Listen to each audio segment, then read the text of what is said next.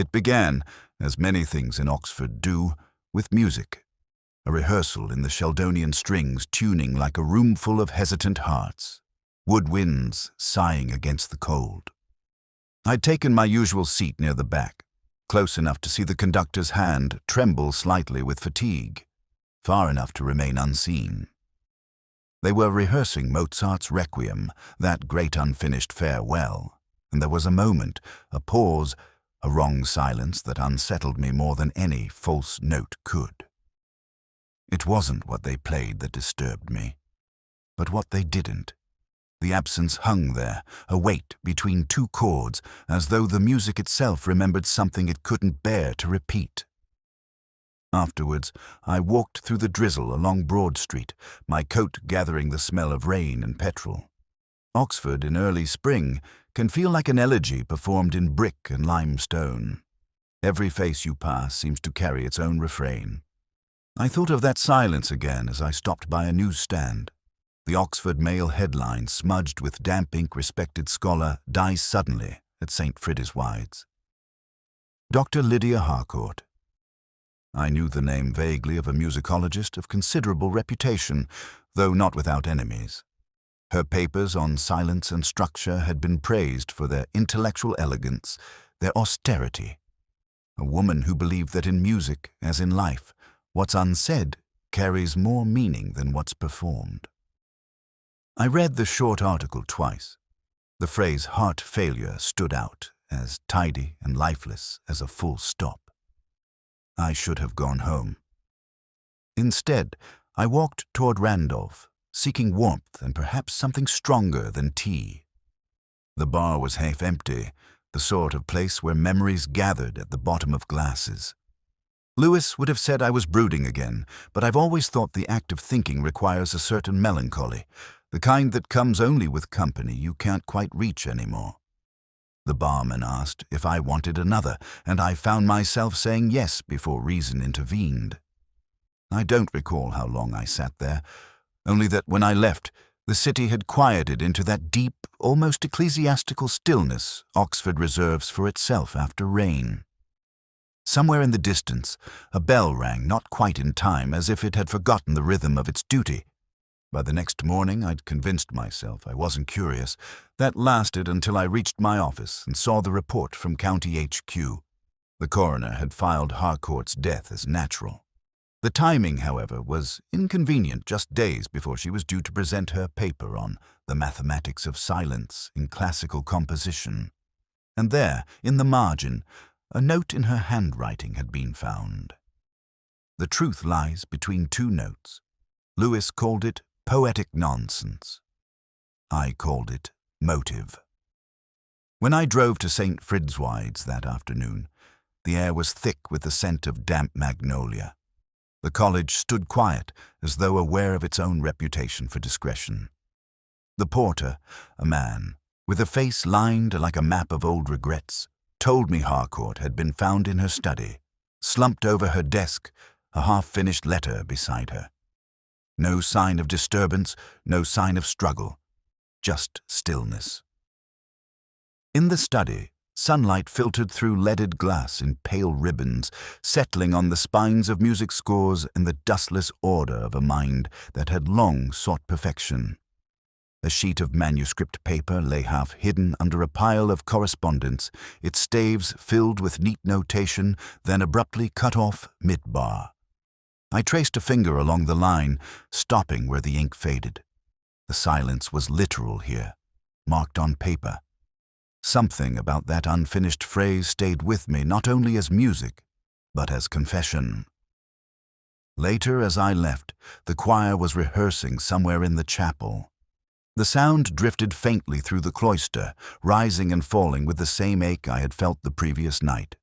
And again, just before the final amen, a pause deliberate, aching, human. A silence between two notes that felt less like rest and more like guilt. I remember thinking, even then, that the dead sometimes choose subtler ways to speak. Lewis drove that morning, his hands steady on the wheel, his silence as comfortable as the hum of the engine beneath us.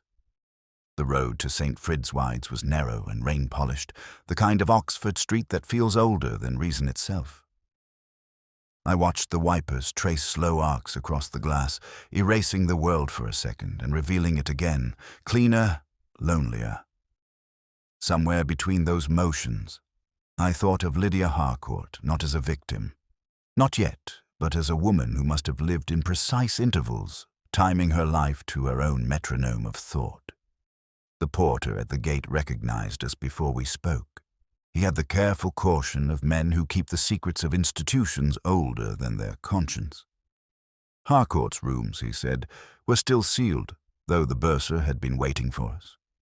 We followed him through a cloister where water dripped from stone lips and the air smelled faintly of varnish and books.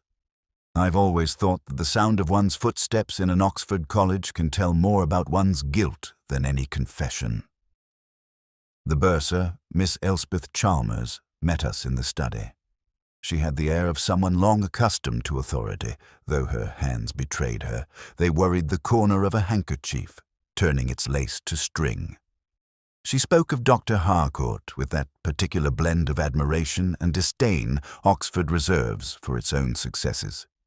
Brilliant but difficult, gifted but not kind. There was a pause when she said those words, and I caught the faintest tremor of relief in her voice, as though the college itself might breathe easier without its most demanding scholar. The study was a small cathedral of order, books in ranks of symmetry, a desk arranged as if the mind it served had never been interrupted. But on the surface there lay one act of rebellion, a stack of papers, half-edited, the title page bearing the words, "The Mathematics of Silence." I skimmed the first paragraph, and there it was, an argument that silence was not absence but intention, a calculated resonance between sounds. I read that line 3 times, then looked toward the piano in the corner, its lid closed, its keys covered with a cloth as if in mourning. Lewis found the scrap before I did a torn corner of manuscript paper on the floor, scuffed by a heel. A few notes only, incomplete, like a sentence left unfinished mid-thought. I took it from him and held it to the light. The ink was darker than the rest of the documents, fresher and newer. Someone had written it after the professor's death, or perhaps just before, when she already felt its approach. It didn't fit the rest of her work. It was softer, simpler, almost childlike. I asked Miss Chalmers when she had last seen her colleague. "Yesterday evening," she said, "around 6. Harcourt had been distracted, muttering about a discovery. Something about a voice hidden in the harmony. I asked what that meant.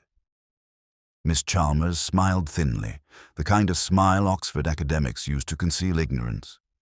Then, almost too quickly, she added that Harcourt had been planning to submit her latest findings to the university press, bypassing the departmental review board. Lewis caught my eye: ambition, rivalry, pride, the holy trinity of motive. As we were leaving, I glanced again at the piano. On the music stand lay a hymn book, open to a page titled, "For Those Who Listen." I traced the edge with my finger and noticed faint indentations on the wood, as though someone had been writing without paper. It was there, beneath the shadow of a candle holder, that I saw the faint outline of a word: forgive. I said nothing to Lewis. It wasn't evidence, not yet. Just a whisper that clung to the room like the last note of a chord. Outside, the air had turned colder. The rain was a fine mist now, barely visible except in the light of the street lamps. Lewis asked if I thought it was murder. I told him I wasn't sure, but that sometimes the quietest deaths leave the loudest echoes. He didn't answer. The car moved on, and I folded the scrap of music into my coat pocket. A few incomplete bars of melody, written by a woman who understood harmony better than anyone, and who, somehow, had found her end in silence. It was the choir that drew me back to St. Fridswide's that evening, though I pretended to Lewis it was paperwork. The truth was simpler. I wanted to hear the sound again, that haunting equilibrium between devotion and dissonance. It was evensong, and the chapel was half full, the sort of audience that attends more from habit than faith. The candlelight swayed against the carved stalls, and the scent of old hymnals hung in the air like something too delicate to disturb. They sang beautifully, of course, too beautifully. There was precision without warmth, feeling without fragility. And then, as the final verse began, the girl in the second soprano line faltered. Her hands clutched at the hymn book as though its weight had suddenly become unbearable. The conductor signaled, but she swayed forward and would have fallen had the boy beside her not caught her arm. The music dissolved into murmurs, and the organist stopped mid-chord, leaving the silence to fill the rafters. Later, in the antechapel, she sat on a wooden chair, pale and trembling. Claire Ivers. I remembered the name from Harcourt's list of research assistants. She couldn't have been more than 20. Lewis fetched her water while I stood by the open door, watching the rain return in thin silver threads against the stained glass. She said she'd been meaning to see me, that she'd visited Dr. Harcourt the night before her death. Her voice was steady, but her eyes drifted somewhere beyond me, into that private territory where guilt and fear look much the same. She spoke of an anonymous letter, a warning written in careful cursive, telling Harcourt to stop digging up old harmonies. I asked what that meant. Claire said she didn't know, but then she paused, her fingers tightening on the glass. There was something about the way she repeated the phrase, as if it wasn't the first time she'd heard it. I noticed a small bruise on her wrist, a detail she tried to conceal by turning it inward. When I looked at her directly, she smiled too quickly, too completely. That sort of smile always means the opposite of what it shows. Lewis, ever the realist, thought it was nerves. Students faint, he said, especially under pressure. I told him perhaps he was right. But there was something off in her description of the letter. She claimed it was typed. Yet later, when I asked where Harcourt had kept it, she said she'd seen the handwriting on the envelope. Most people don't make that sort of mistake unless they're describing something they've imagined or something they've read far more closely than they admit. Before we left, I asked to see the chapel vestry. The verger obliged, unlocking a narrow wooden door that smelled of candle wax and damp stone. Inside was a shelf of hymn books, stacked unevenly. One bore a smudge of fresh ink on its edge, as though a leaking pen had brushed it. I turned the book open at random. The page was clean except for a penciled annotation at the bottom of one verse, "Listen between the notes."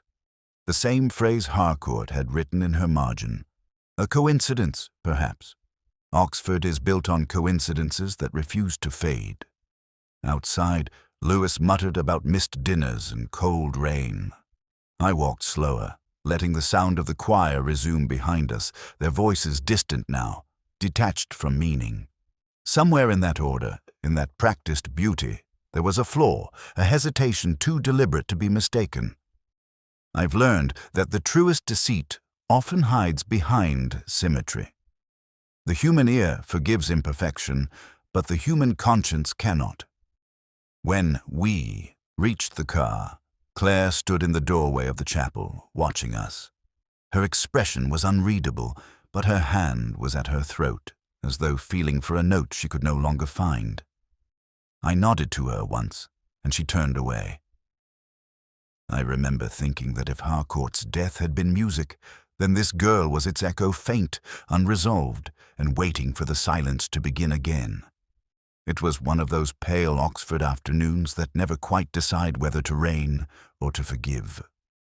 Lewis was driving again, the radio murmuring something tuneless until I told him to turn it off. We were heading toward the village of Beckley, a few miles east, where Dr. Harcourt's brother was said to live.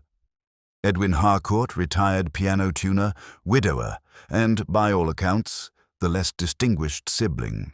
The kind of man, I imagined, whose silence wasn't learned but inherited. His cottage stood at the end of a narrow lane lined with elder trees, each one trembling faintly in the breeze like the quiet audience of an invisible performance. He greeted us at the door without surprise. I wondered if he had been waiting for us all morning or all his life. There was something practiced about his grief, as though he had rehearsed each sigh, each downward glance. He offered tea, which Lewis accepted, and I didn't. The house smelled of polish and faint smoke. On the far wall stood a piano upright, black, immaculate. But there was something strange about it, something absent. When Edwin noticed my gaze, he said, almost apologetically, that the strings had been removed years ago. The instrument no longer made sound. He called it an experiment in peace. I called it, silently, a confession. A piano without strings is still capable of deception. You can press a key and pretend it remembers what music once was. He spoke of his sister with the politeness of distance. They had written occasionally, visited rarely. She had been clever, he said, but unkind in her precision, always listening for faults. He glanced toward the piano, then, as though afraid she might still correct him from within its shadow. I asked about the last time he'd seen her. He said a month ago, when she'd come to borrow an old notebook of their father's, something to do with tuning ratios. She'd been distracted, pacing as she spoke, humming fragments of melody she didn't seem to recognize. He'd told her to sit down, to rest. But Lydia, he said, was never comfortable with rest. It implied finality. Lewis, ever pragmatic, asked whether she had mentioned anyone by name. Students, colleagues, enemies. Edwin hesitated.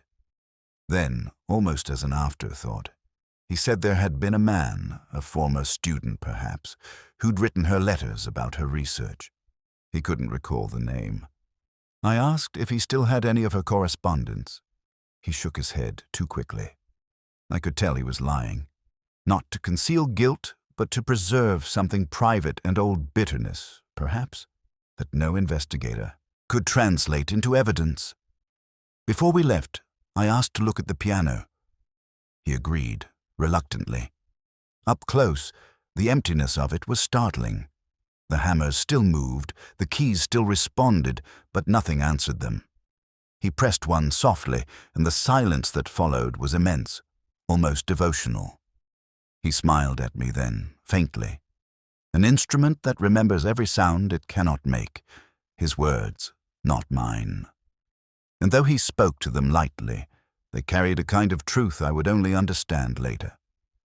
Back outside, the wind had shifted, and the first drops of rain found the car roof before we reached the main road. Lewis asked what I made of him. I said he was lonely, but then so is everyone who's ever loved the wrong sound. He frowned, probably thinking I'd had too little sleep or too much whiskey.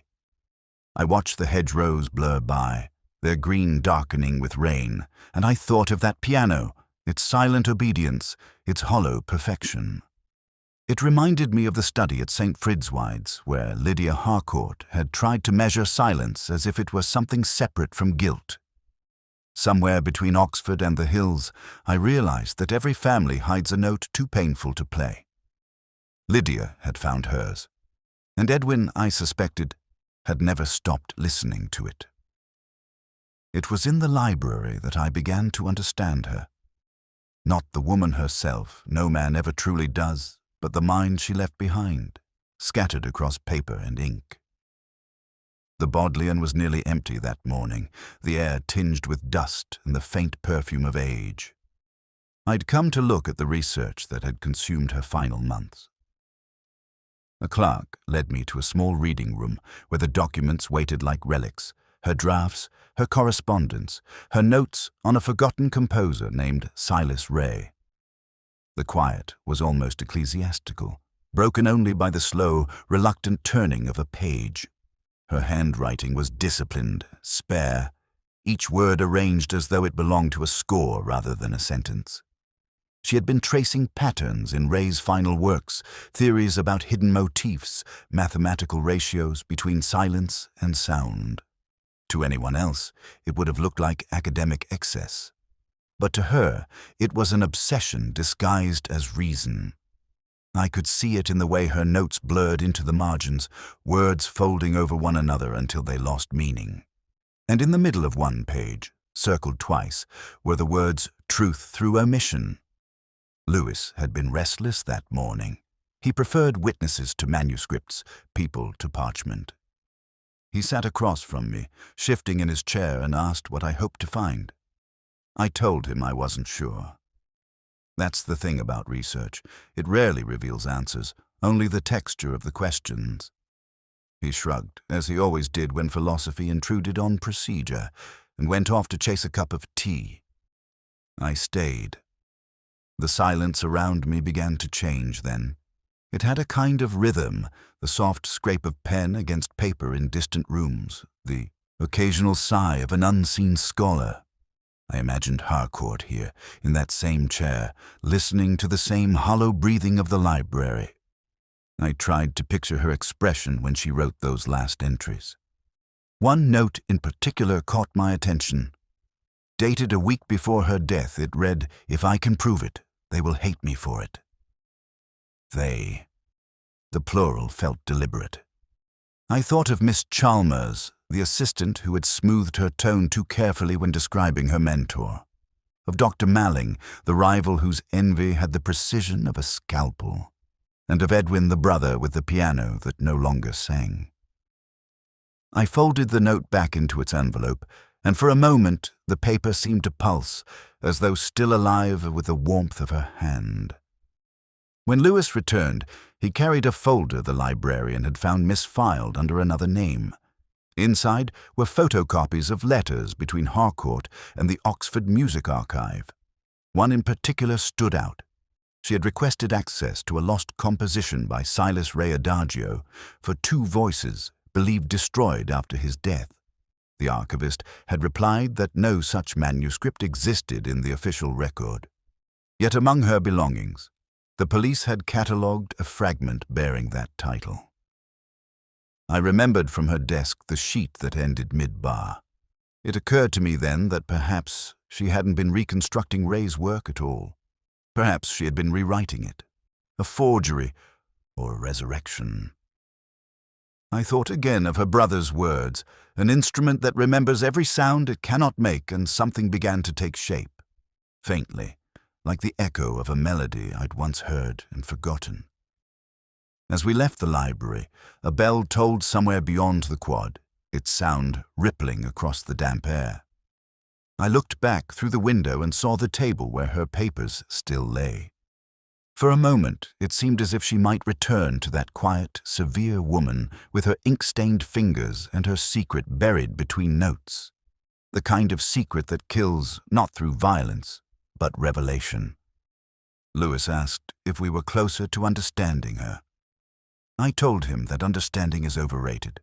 What matters is the space between knowledge and confession, between 2 notes of silence. He didn't press me further. And as we walked through the courtyard, past the moss-darkened stones, I could almost hear it again, a missing bar, a fragment of music that refused to end. By the time the morning mist had lifted from the college lawns, I'd gathered what I thought of as the quartet. 4 people, each capable of devotion, deceit, or both, and perhaps that was what united them. The dead, I have often thought, reveal less about themselves than those who remain alive to interpret them. Lydia Harcourt's shadow had not yet faded, and yet each of them carried her absence like a private accusation. Miss Chalmers came first, the assistant, loyal to a fault, efficient beyond comfort. She met me in her office, surrounded by files so perfectly arranged that even dust might have been alphabetized. She told me she was still cataloguing Dr. Harcourt's papers, that she wished to preserve her mentor's legacy. Yet her eyes betrayed the faintest irritation when she spoke the word mentor. I asked her if she had ever disagreed with Harcourt's methods. She smiled in that restrained academic way that says both yes and no at once. She believed silence was a form of dignity, she said. I told her that sometimes it's also a confession. She looked away. Then came Dr. Malling, a man of too much charm and too little humility. He met me at the high table in his college, insisting that the late Dr. Harcourt had been brilliant but obsessive. He spoke with the casual certainty of those who have always been listened to. His fingers kept brushing a folded napkin, tracing its creases in rhythm, a habit perhaps, or a nervous echo.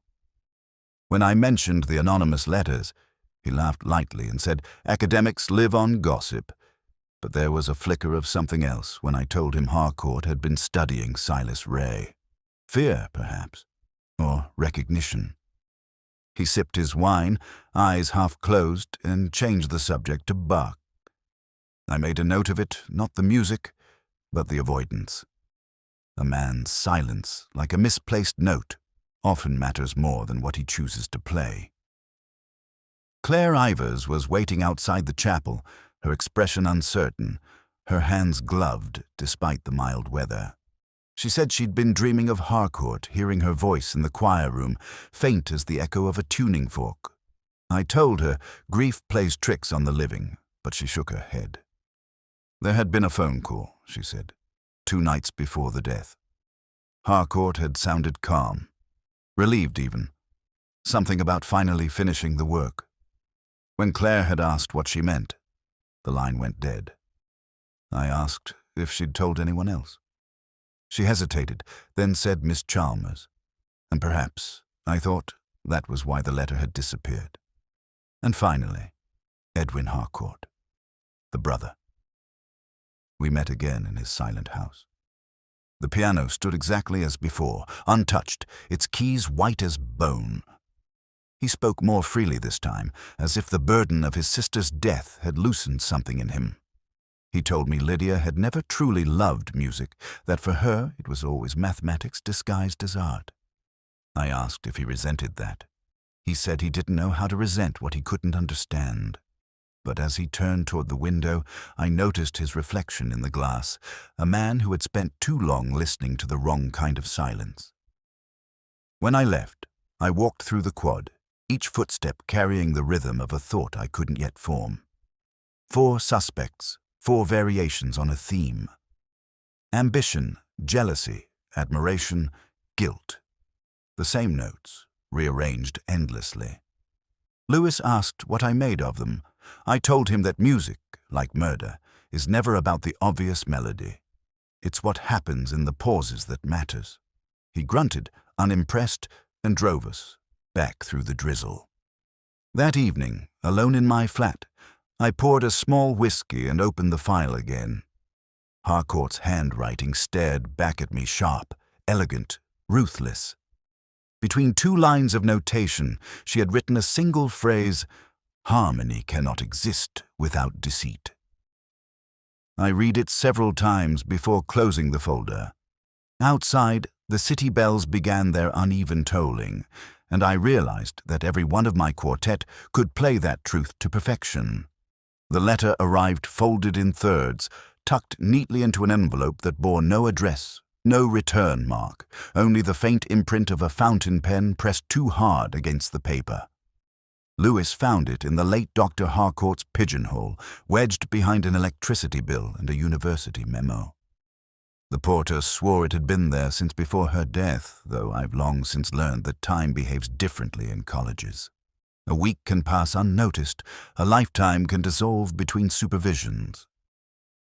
I unfolded it on my desk that evening, the lamplight trembling on the ink. The handwriting was careful, male, and educated. It said only this: "You have no right to dig up what was meant to remain buried." It wasn't the words that caught me. It was their rhythm, a composer's cadence, deliberate pauses, a symmetry between accusation and restraint. I could almost hear the voice behind it, cultivated, brittle, hiding more than it revealed. But there was no signature, no date, not even the faint scent of tobacco or perfume that sometimes lingers on letters. Only ink and intent. I thought again of Silas Ray, that elusive composer whose missing manuscript Harcourt had been reconstructing. Buried, indeed. Perhaps someone had taken the metaphor rather literally. Lewis leaned against the filing cabinet, watching me read it for the third time. He said it sounded like academic squabble, jealousies, disputes over credit. I nodded, but I was already tracing the way the ink had thinned halfway through the final line, as if the writer's hand had hesitated. Regret, perhaps. Or fear. I asked Lewis to check the college's typewriter room for anything similar, though I knew this hand wasn't mechanical. It belonged to someone who valued intimacy enough to disguise it. That night, I found myself walking through the deserted quads of St. Francois. The rain had eased into a mist, softening the edges of everything. The chapel spire, the cloisters, the windows glowing faintly behind curtains. Somewhere, a piano was being played, a hesitant tune that broke apart before the melody could resolve. I paused beneath the archway, listening. The sound came from the music department, not the chapel this time. A single light shone from an upstairs window. When I climbed the stairwell, the door stood ajar. Inside, Dr. Malling sat at the piano, his fingers resting motionless on the keys. He looked up without surprise, almost as though he had been expecting me.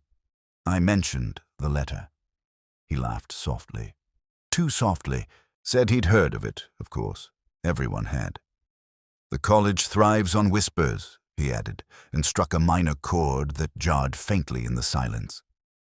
I asked where he'd been the night Harcourt died. His answer was immediate here. Working, always working. The word working echoed in the air like a lie waiting to dry. When I asked whether Harcourt had ever mentioned the missing manuscript, he paused just long enough to betray thought, not ignorance. He said she was obsessed with it. That obsession kills genius as surely as time. I left him there, the notes of his music unraveling into dissonance as I closed the door. Back at my flat, I placed the letter beside Harcourt's last manuscript fragment. The ink shades were nearly identical, though hers leaned slightly to the left, his to the right. A small thing, perhaps. But handwriting, like conscience, always slants toward the truth. It occurred to me then that both writers shared an education steeped in the same discipline's form, restraint, symmetry. Two minds trained to express without confessing. I poured a whiskey and read the words again, slower this time. You have no right to dig up what was meant to remain buried. It sounded less like a threat, more like a plea. And pleas, I've found, are often written by those who already know they've lost. Outside, Oxford slept beneath its rain-washed spires. Somewhere, perhaps in that same silent piano room, a hand that once trembled over this letter might now be steadying itself again. I left the lamp burning, the letter unfolded on the desk. There are some silences you have to watch until they speak. It was the echo that first betrayed the secret, a sound that returned too late, as though the chapel itself hesitated to remember.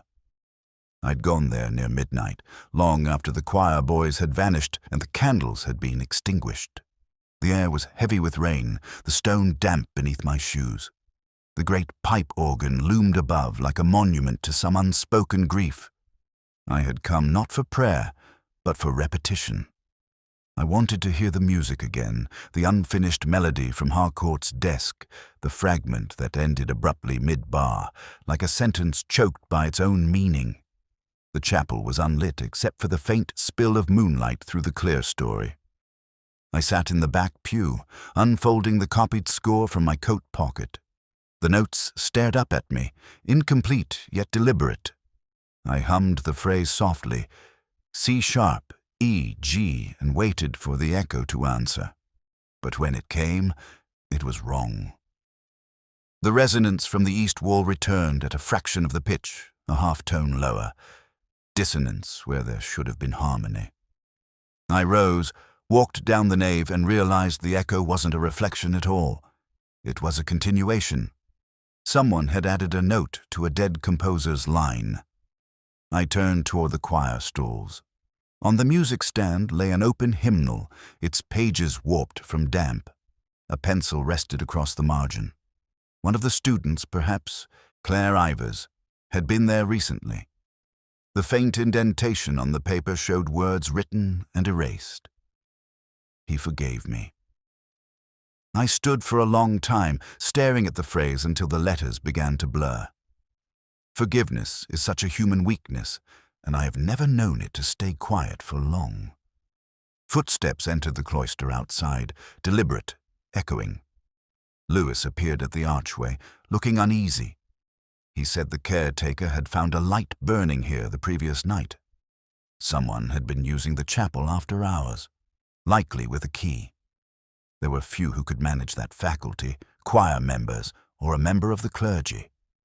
I told him to fetch the verger's logbook in the morning. Tonight I wanted silence. He didn't argue, though I saw him glance once at the altar as if expecting the dead woman herself to appear there. When he left, I wandered to the front of the chapel. The smell of wax lingered. Someone had recently lit a candle and extinguished it too soon. The pool of wax at its base had cooled unevenly, forming ridges like frozen sound waves. I ran a finger along them, wondering whose grief had shaped them. My eyes caught something glinting beneath the organ pedals, a small piece of paper folded twice. I hesitated before touching it. Inside was a single line of musical notation written in ink, identical to the one from Harcourt's fragment. The missing bar, the chord that would have completed her reconstruction of Ray's lost work. I read the intervals silently. They didn't resolve, they demanded continuation.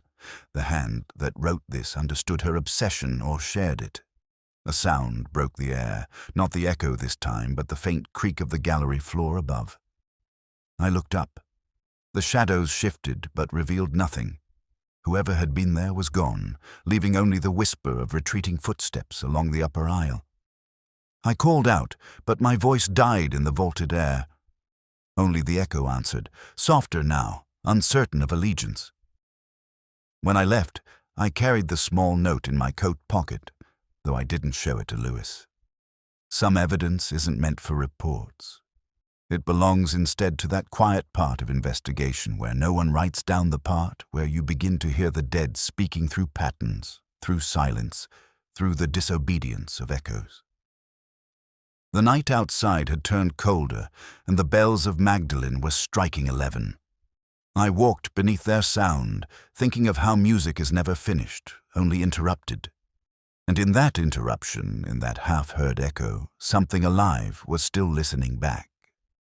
The discovery came not through brilliance, but through boredom, the kind of long, sleepless evening when the mind begins to wander where it shouldn't. The rain had not stopped for 3 days, and the city had retreated into itself.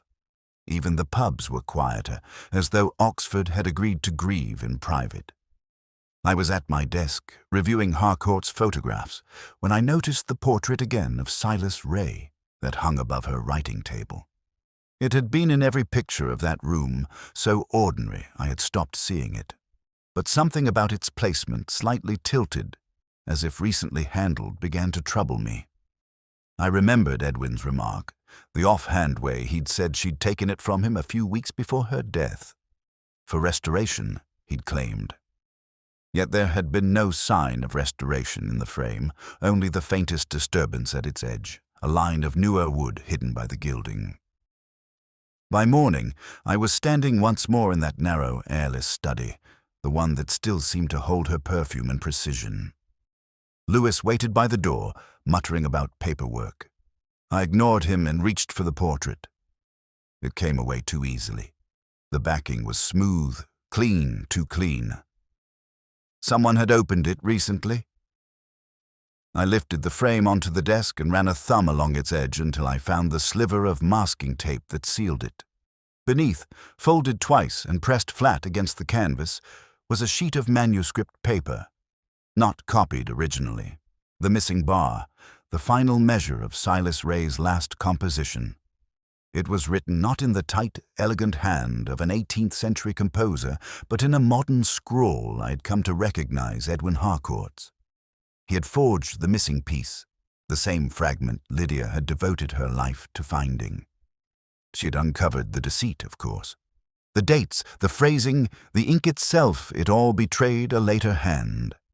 And yet she had kept it hidden, framed in quiet loyalty, as though unwilling to expose him. There are kinds of love that conceal rather than confess. Lewis read the page over my shoulder, his voice low. "So that's it then," he said. He forged the piece, and she found out. A row, guilt, poison, and a story. But endings in Oxford are never so tidy. I said nothing, tracing the final chord with my finger. It didn't resolve. It lingered, unresolved, demanding repetition. Edwin hadn't forged brilliance. He'd forged imperfection. I folded the sheet carefully and slipped it into my coat. There are truths too delicate to hand over immediately. We drove out to Beckley in silence. The lane was slick with mud, the fields glistening under a weak light.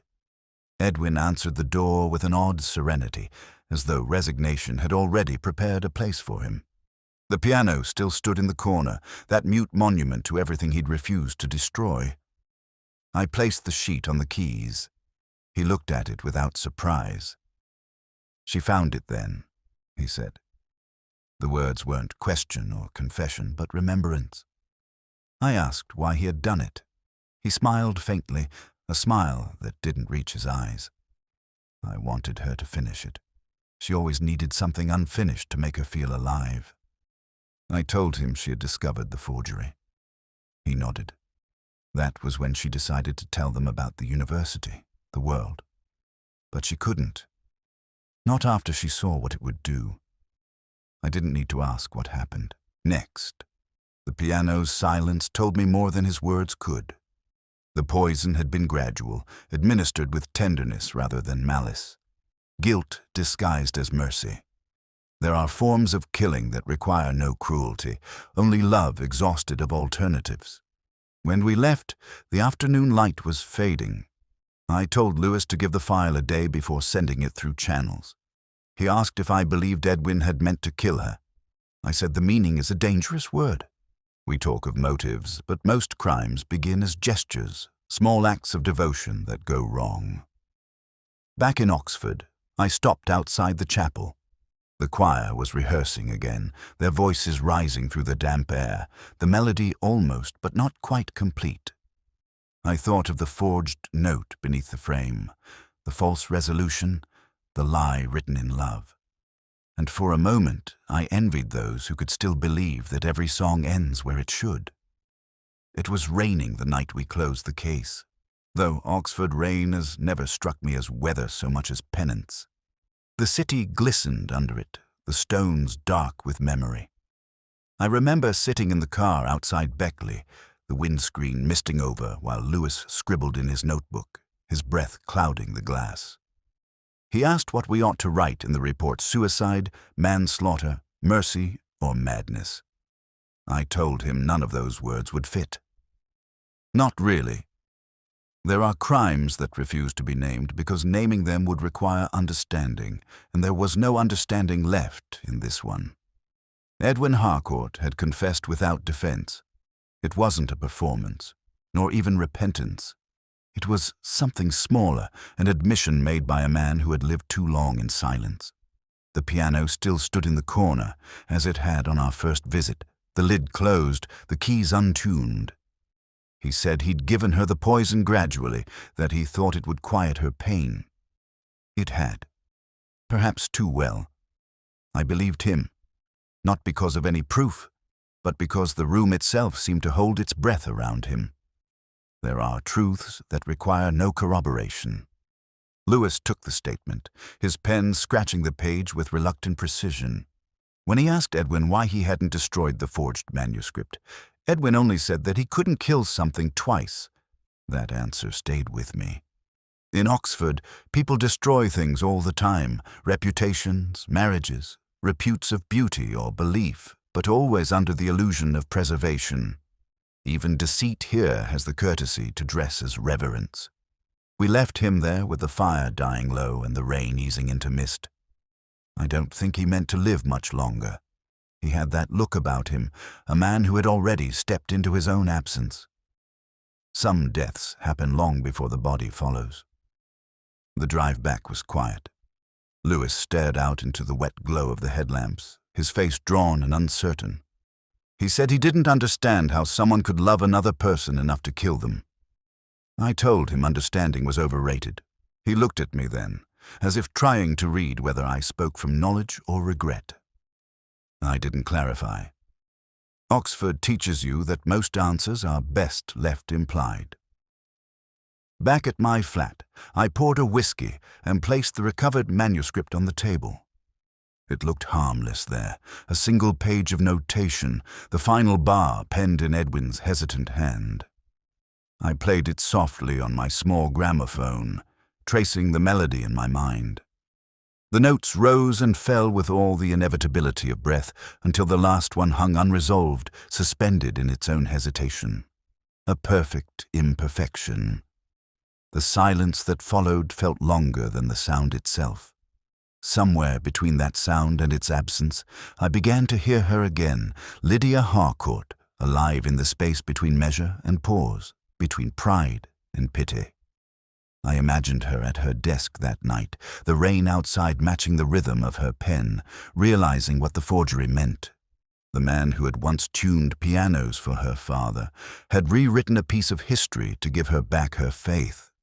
It was an act of devotion so exquisite that it had to end in ruin. Perfection rarely survives being understood.